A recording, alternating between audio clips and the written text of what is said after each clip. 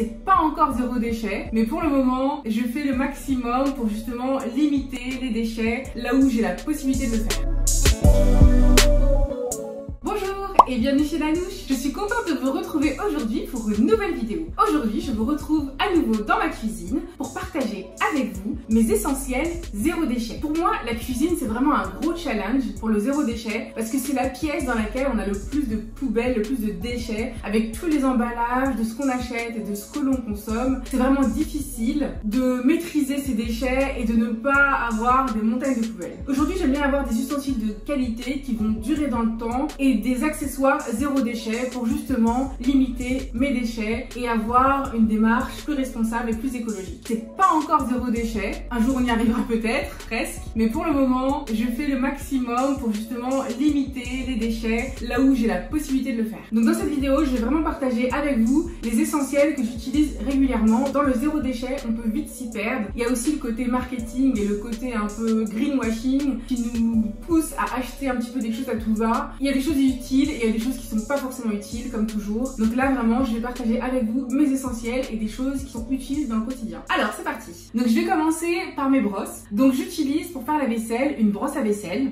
Ça m'a vraiment permis d'arrêter d'utiliser des éponges parce que moi les éponges c'est pour moi vraiment un nid à bactéries que j'aimais pas trop utiliser parce qu'il faut les changer régulièrement ou les désinfecter, on sait pas trop comment. J'avais vu qu'on pouvait les mettre au micro-ondes pendant 1 minute pour pouvoir les désinfecter, mais j'étais toujours un peu sceptique et donc vraiment pour moi la brosse à vaisselle c'est une super découverte qui permet de faire la vaisselle facilement à la main quand j'utilise pas mon lave-vaisselle. Donc la brosse à vaisselle elle se vend avec un manche et une tête rechargeable que l'on peut changer environ tous les 4 à 6 mois en fonction de l'utilisation. Ensuite ma seconde brosse c'est une brosse en laiton qui va remplacer le côté grattoir de l'éponge et qui va permettre de récurer les casseroles, les plaques de four avec lesquelles on a un peu plus de dépôt. Quelquefois, lorsqu'on a un petit peu du riz qui colle au fond de la casserole, ça peut aider. Ma troisième brosse, c'est une brosse à légumes que je vais utiliser pour nettoyer mes légumes. Lorsqu'on achète des légumes bio et des légumes en circuit court direct producteur, c'est vrai qu'ils arrivent souvent avec toute la terre, hein. Ils sortent de la terre, donc c'est normal.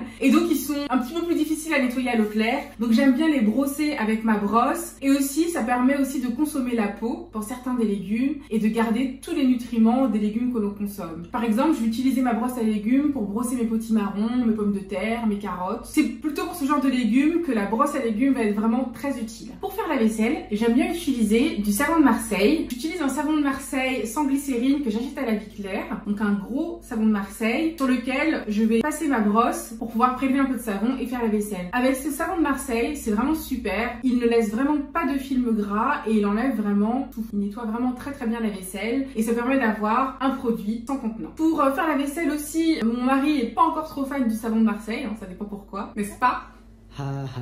Donc j'ai encore du liquide vaisselle que je vais mettre en fait dans un distributeur à savon pour éviter d'acheter des petites bouteilles de liquide vaisselle. Donc j'achète mon liquide vaisselle en gros conditionnement et comme ça limite le nombre d'emballages que je vais jeter à la poubelle. Donc pour la vaisselle, on transitionne délicatement vers un produit plutôt sans emballage. Ensuite la prochaine catégorie zéro déchet, c'est plutôt tout ce qui est ustensiles de cuisine et planches à découper.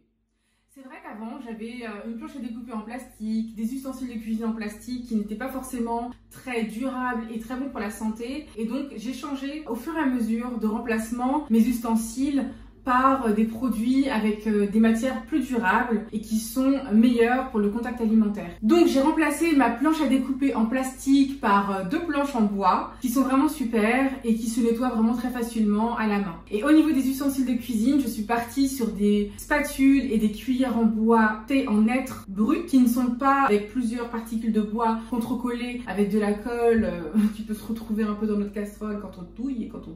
Donc j'ai fait un peu plus attention à ça. Et aussi en privilégiant l'inox pour certaines choses comme les entonnoirs ou pour les louches. Partir vraiment sur des matières durables qui vont durer dans le temps. Grande buveuses de thé, je trouvais que utiliser plusieurs sachets de thé par jour, ça faisait beaucoup de déchets.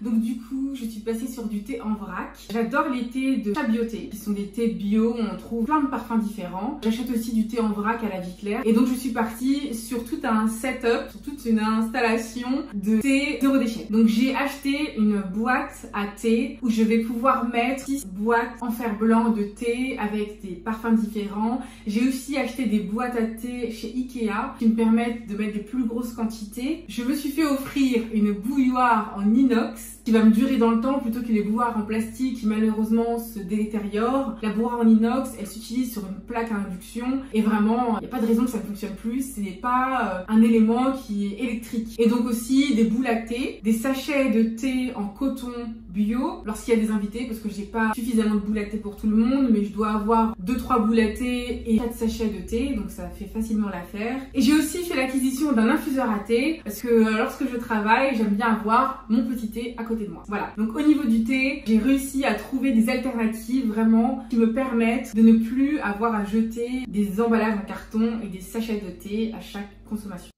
Pour mes autres boissons, j'ai acheté des pailles en inox qui se lavent facilement à l'aide d'un petit goupillon qui est fourni avec, qui me permettent justement dans un petit mason jar d'avoir ma petite paille en inox, qui me permettent de ne pas avoir des pailles jetables, qu'elles soient en carton ou en plastique, ça reste des déchets, même si le carton se recycle contrairement au plastique. La paille en inox, vraiment, elle permet d'avoir une consommation durable. J'utilise pas de paille quotidiennement, mais c'est toujours assez sympa lorsque je me fais un smoothie d'avoir ma petite paille pour le déguster. Et puis mon fils est assez fan de ces pailles en inox. Pour réduire l'utilisation de papier de cuisson, j'ai fait l'acquisition d'un tapis de cuisson en silicone. Il faut faire attention à vraiment prendre un silicone de bonne qualité, qui soit propre au contact alimentaire et à monter à une température assez haute pour son utilisation au four. Ce tapis est super pour faire des viennoiseries, des pâtisseries, des cookies ou même pour faire tout simplement des frites au four. Il permet vraiment de replacer totalement le papier cuisson. C'est vraiment un super investissement en fait. Ensuite, au niveau des courses et de la conservation des aliments, j'ai acheté des sacs à vrac qui me permettent d'aller directement au magasin avec mes petits sacs en coton et de prendre les fruits et les légumes dans les sacs à vrac plutôt que de les mettre dans des sacs en plastique ou dans les sacs en craft. Donc ça permet vraiment d'acheter les fruits et les légumes en vrac, de les emballer dans ses propres sacs et de ne pas avoir à jeter les sacs dès qu'on arrive chez soi. Donc ça, je trouve ça vraiment top. Faut juste pas oublier de les ramener avec soi parce que ça m'est déjà arrivé. Mais dans ce cas-là aussi, on peut mettre les fruits et les légumes directement en vrac dans son sac. En fait, on n'est pas forcément obligé de les mettre dans un sac pour les peser. Et j'ai vu que la caissière, en fait, ça la dérangeait pas du tout. Ensuite, au niveau de la conservation des aliments, je vous avais fait une vidéo sur les Biz Wrap pour vous montrer comment les fabriquer. Donc les Biz Wrap, elles permettent de conserver les aliments au frigo et de remplacer le fil alimentaire. Donc j'en ai fait 2 maisons que j'utilise régulièrement. Et aussi, j'ai acheté des boîtes chez Ikea, la gamme Ikea 365+, des boîtes en verre avec des couvercles en bambou pour le stockage au frigo ou des couvercles en plastique lorsqu'on veut transporter la boîte dans son sac. C'est plus hermétique en fait au niveau de la fermeture. Et donc ces boîtes de stockage permettent de remplacer les tupperwares et d'avoir des produits qui vont durer dans le temps et de limiter la consommation de plastique et donc d'avoir des produits qui vont être plus facilement recyclables et qui vont être meilleurs pour le contact alimentaire et pour la santé. J'ai aussi acheté des bocaux en verre et je récupère aussi des bocaux en verre lorsque je consomme certains ingrédients pour pouvoir stocker tous les ingrédients, toutes les céréales que j'achète en vrac. J'achète beaucoup d'aliments en vrac, que ce soit des fruits secs, des céréales, des légumineuses. Et donc, c'est super de pouvoir les stocker chez soi dans des bocaux en verre. Et enfin, pour conserver mes boissons maison, comme un bon bissap, ou une citronnade maison, ou un jus d'orange frais, j'utilise des bouteilles en verre. J'ai une bouteille en verre de chez Ikea qui m'a été donnée par ma sœur. Elle date de son mariage, donc je pense que cette bouteille, elle doit avoir au moins 11 ans. Donc ça montre à quel point ça se garde longtemps et que c'est vraiment une alternative zéro déchet. Et je récupère aussi des bouteilles de limonade artisanale. Donc c'est vraiment bien de pouvoir conserver ses boissons fraîches dans des bouteilles en verre et de ne pas les mettre dans des bouteilles en plastique. Et enfin, ma dernière alternative zéro déchet permet de remplacer l'essuie-tout, qu'on utilise encore beaucoup malheureusement. Mais l'utilisation de serviettes de table, ça fait tout de suite la différence quand on met la table. Et c'est vraiment très agréable à l'utilisation. J'ai fait l'acquisition sur Dream Act de serviettes en lin bio et elles sont vraiment top. Et aussi pour remplacer les essuie-tout, j'utilise des lingettes microfibres pour nettoyer mon plan de travail et pour nettoyer mon évier. Des torchons de qualité que l'on va laver régulièrement. Donc les microfibres remplacent facilement les éponges, le sopalin quand on fait tomber quelque chose et les torchons permettent d'essuyer la vaisselle sans utiliser du papier. Voilà, c'est tout pour mes essentiels zéro déchet que j'utilise aujourd'hui dans ma cuisine. J'ai encore pas mal de choses que j'aimerais explorer et que j'aimerais acquérir, notamment un osmoseur inverse pour pouvoir arrêter d'acheter des bouteilles d'eau. Dites-moi en commentaire si vous avez déjà un osmoseur inverse, ça m'intéresse pour pouvoir avoir des idées, des marques et des fabricants que vous pourrez recommander. Et comme toujours, si cette vidéo vous a plu et si vous aimez le contenu que je commence à partager sur cette chaîne, n'hésitez pas à liker, à vous abonner abonner et à partager. On se retrouve bientôt dans une prochaine vidéo. Et en attendant, prenez soin de vous. Et surtout, n'oubliez pas d'aller regarder mon blog chez nanouche.fr. À bientôt et prenez soin de vous. À bientôt.